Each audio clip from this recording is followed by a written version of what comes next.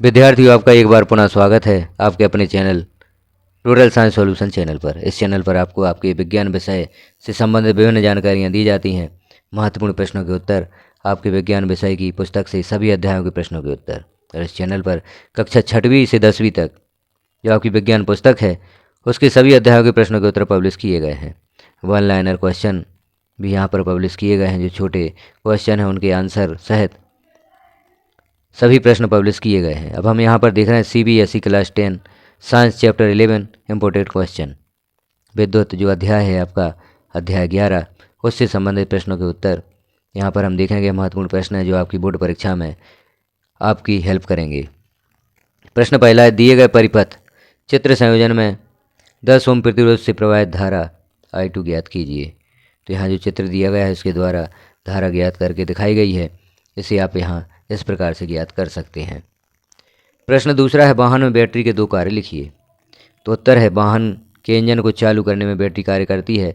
और दूसरा है, बैटरी वाहन के लिए विद्युत प्रदान करती है जिससे वाहन के विभिन्न दीप एवं हॉर्न आदि कार्य करने में सक्षम होते हैं। प्रश्न तीसरा है, किसी विद्युत बल्ब के तंतु में 0.25 एम्पियर विद्युत धारा 20 मिनट तक प्रवाहित होती है। विद्युत परिपथ से विद्युत प्रवाहित आवेश का परिमाण ज्ञात कीजिए। तो इसे आप यहाँ पर इस प्रकार से परिमाण ज्ञात कर सकते हैं। इसे आप नोट कर लें और समझें किस प्रकार से हल किया गया है। प्रश्न चौथा जो महत्वपूर्ण प्रश्न है, एक 12 ओम प्रतिरोध के 3 बराबर टुकड़े करके उन्हें त्रिभुजाकार आकृति में जोड़ा जाता है। त्रिभुज की किसी एक भुजा के दोनों सिरों के मध्य तुल्य प्रतिरोध ज्ञात कीजिए। तो इसे भी आप यहाँ पर देखें किस प्रकार से प्रतिरोध ज्ञात किया गया है, क्योंकि इससे संबंधित प्रश्न पूर्व में भी पब्लिश किए जा चुके हैं, आपने चैनल पर देखे भी होंगे। तो इस प्रकार से आप इस प्रश्न को हल कर सकते हैं। जो पांचवा महत्वपूर्ण प्रश्न है, 2 ओम 3 ओम तथा 6 ओम के 3 प्रतिरोधों को किस प्रकार संयोजित करेंगे कि संयोजन का कुल प्रतिरोध 1 ओम हो। तो यहाँ उत्तर दिया गया है, इसे आप देख लें किस प्रकार से इसे संयोजित किया गया है। प्रश्न छठवा, दिए गए विद्युत परिपथ में परिणामी प्रतिरोध कितना होगा। तो यहाँ पर जो विद्युत परिपथ दिया गया है इसमें परिणामी प्रतिरोध 2 ओम और 2 ओम को हम जोड़ देते हैं। तो यहाँ पर परिणामी जो प्रतिरोध होगा वह 4 ओम होगा। ओम का नियम लिखिए। तो यहाँ हम ओम का नियम देखते हैं। ओम के नियम के अनुसार निश्चित ताप पर किसी चालक के सिरों के मध्य विभवांतर उसमें प्रभावित होने वाली धारा के अनुक्रमानुपाती होता है, अर्थात V अनुक्रमानुपाती I। यहाँ V बराबर IR। यहाँ R एक स्थिरांक है जिसे चालक का प्रतिरोध कहते हैं। प्रश्न 8वां, विद्युत ऊर्जा किसे कहते हैं। तो उत्तर होगा, विद्युत धारा द्वारा किसी कार्य को करने की क्षमता को विद्युत ऊर्जा कहते हैं। प्रश्न 9वां है, प्रतिरोध का SI मात्रक उसका प्रतीक बताइए। तो उत्तर होगा, प्रतिरोध का SI मात्रक ओम है। इसे ग्रीक शब्द या ग्रीक भाषा के शब्द ओम से निरूपित करते हैं। यहाँ पर शब्द दिया गया है, इससे निरूपित किया जाता है। प्रश्न 10वां है, परिवर्ती प्रतिरोध किसे कहते हैं। तो उत्तर होगा, स्रोत की वोल्टता में बिना कोई परिवर्तन किए परिपथ की विद्युत धारा को नियंत्रित करने के लिए उपयोग किए जाने वाले अवयव को परिवर्ती प्रतिरोध कहते हैं। प्रश्न 11वां है, प्रतिरोध किसे कहते हैं। तो उत्तर होगा, किसी चालक का वह गुण जिसके कारण वह अपने में प्रवाहित होने वाले आवेश के प्रवाह का विरोध करता है प्रतिरोध कहलाता है। प्रश्न 12वां है, प्रतिरोधक क्या होता है। तो उत्तर होगा, वह चालक जो पर्याप्त प्रतिरोध लगाता है प्रतिरोधक कहलाता है। प्रश्न 13वां है, हीन चालक से क्या तात्पर्य है। तो इसका उत्तर होगा, सर्वसम साइज का वह अवयव जो उच्च प्रतिरोध लगाता है हीन चालक कहलाता है। प्रश्न 14वां है, विद्युत आवेश का मात्रक क्या है। तो इसका उत्तर होगा कूलम। प्रश्न 15वां है, किलोवाट घंटा किसका मात्रक है। तो उत्तर होगा विद्युत धारा का। प्रश्न 16वां है, विद्युत धारा द्वारा प्रदत्त ऊर्जा की दर का निर्धारण कैसे किया जाता है। तो विद्युत ऊर्जा की दर का निर्धारण किया जाता है, किया गया कार्य इसमें भाग देते हैं हम लिया गया समय।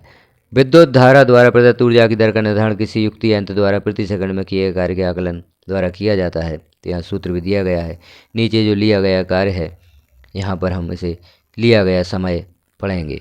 प्रश्न 17वां है, विद्युत फ्यूज किस प्रकार से परिपथों तथा साधित्रों या उपकरणों को सुरक्षा प्रदान करता है।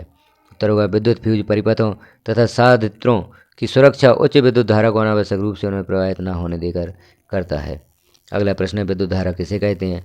तो उत्तर होगा, किसी चालक के अनुपस्थित काट से इकाई समय में बहने वाले आवेश को विद्युत धारा कहते हैं। प्रश्न 19वां है, इलेक्ट्रॉन पर आवेश का मान लिखिए। तो उत्तर होगा 1.6 × 10⁻⁻⁹ कूलम।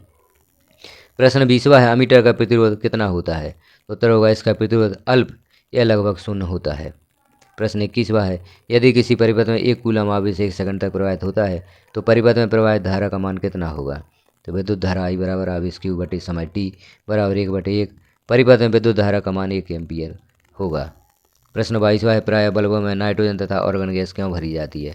तो इसका उत्तर होगा, प्रायः बल्बों में रासायनिक दृष्टि से अक्रिय नाइट्रोजन तथा ऑर्गन गैस भरी जाती है, जिससे उसके तंतु की आयु में वृद्धि हो जाती है। प्रश्न 23वां है, यूनिट से क्या तात्पर्य है। तो उत्तर होगा, विद्युत ऊर्जा का व्यापारिक मात्रक किलोवाट घंटा है, जिसे सामान्य बोलचाल में यूनिट कहते हैं।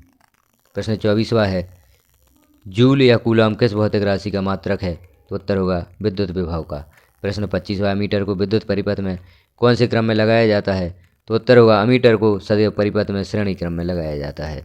अब हम आगे देखते हैं कुछ लघुत्तरीय प्रश्न। जैसे प्रश्न पहला है, कॉलम x को कॉलम y से सम्मिलित कीजिए। तो यहाँ पर जोड़ियाँ बनाना है। तो यहाँ पर बनी हुई जोड़ी हम देख लेते हैं। विद्युत धारा की जोड़ी जो बनी है वह I बराबर Q बटे T, विभवांतर V बराबर W बटे Q, ओम का नियम V बराबर IR, प्रतिरोधकता P बराबर RA अपॉन I।